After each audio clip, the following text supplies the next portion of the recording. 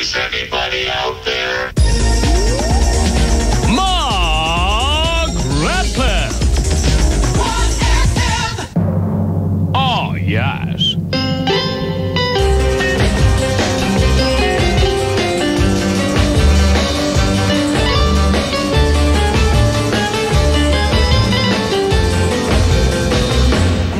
Katie is still with us, and you've got nakedness on the brain. I do. Well, it's just because I was beavering through all those newspapers today, attempting to come up with some top... Why do you have your head in your hands, Lard? It could be worse. Trying to come up with something to talk about, because God knows material is thin on the ground these days for me, and I have to cobble it together however and whenever I can. Now, I just noticed that there's this comic strip in one of these newspapers, George and Lynn, starring naked people. It's just naked people doing the most mundane things. Do you know the one I'm talking about, Lard? No, I don't look at that kind of stuff. They do. Yeah, page 15, isn't it?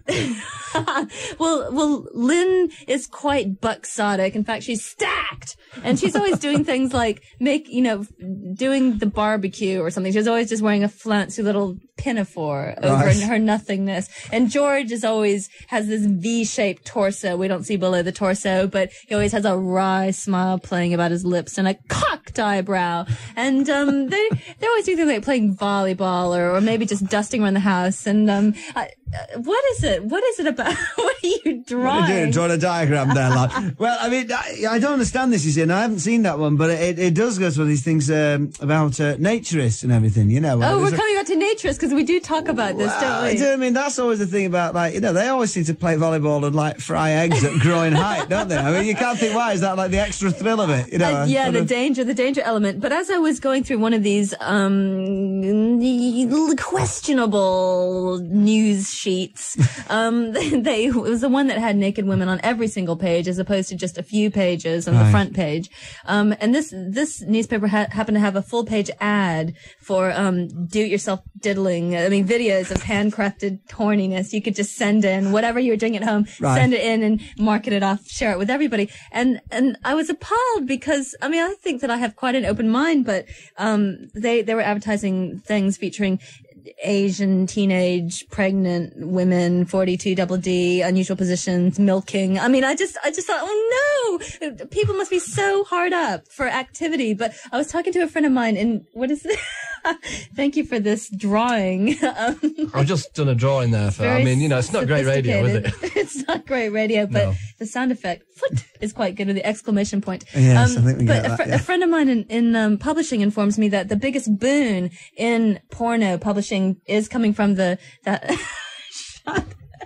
Lard, if you're just going to sit there and put the guests off and make inane faces and draw diagrams, you might as well swing your hook now. You know, I mean, I've tolerated it thus far. Oh, right, you're doing something useful, opening a bottle of beer.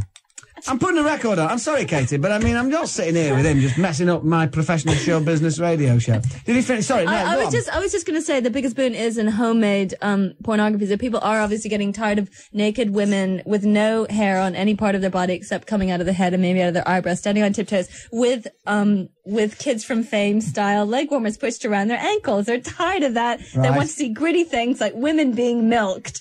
And I'd rather go back to the Kids from Fame, you know, leg warmers pushed around the ankles, frankly, and the tiptoes.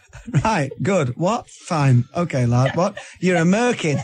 You are. You're an absolute merkin. Merkin. Yeah. So, what are you up to then? What are you doing at the moment? Well, I'm actually skulking around in these hallowed halls of your BBC Manchester. I'm working on a BBC pilot. Right. But it's all terribly top secret. But the big excitement for me is not that I have a job for a change, but that I get to stay in a hotel and have room service. Now, this is such an exciting thing because the food is all on the BBC. They don't pay for the drinks, so they pay for the food. I think, okay, items 1 through 10, please send it up now. Right. And the place where I'm staying at the moment, they serve everything, no matter how mundane, no matter how trivial, no matter how microwaved, in these really impressive silver domes. You know, the real, right. you know, Oh, yeah. Dinner is served, mum, kind of thing. And the waiter, the room service guy brought up my dinner this evening on this big tray, picked up this big silver bell, and what was underneath steaming? A sausage casserole. That's right. Little wieners floating seductively in a pool of red stuff with some yellow melted junk on top and some other orange bits floating around. Was that ever good? Have you met Fred Talbot? Because he does recipe spots. I think he could use a bit of a lift. If I was talking to Greg Proops, who's been doing 3 shows. In fact, he's done his last show in Manchester as part of the Manchester Festival tonight. And he moved hotels because of the quality of his room service. Because he phoned them down late at night and said, "Can I have a ham and cheese sandwich?" They went through the whole thing. No, not a ham sandwich and a cheese sandwich. A ham and cheese sandwich. And do you have any crisps? And he said, "Not at this time of night, sir." Well, what happens at this time of night? Are they just not in a bag all the time?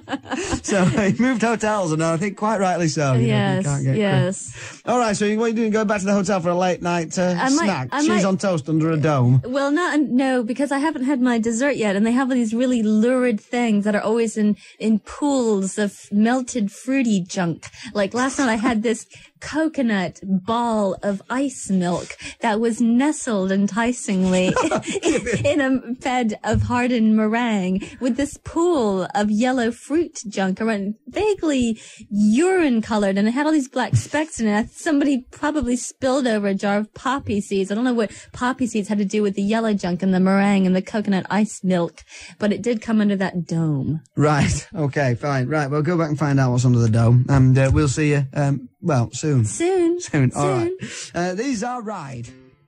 Mark Radcliffe, missing you already.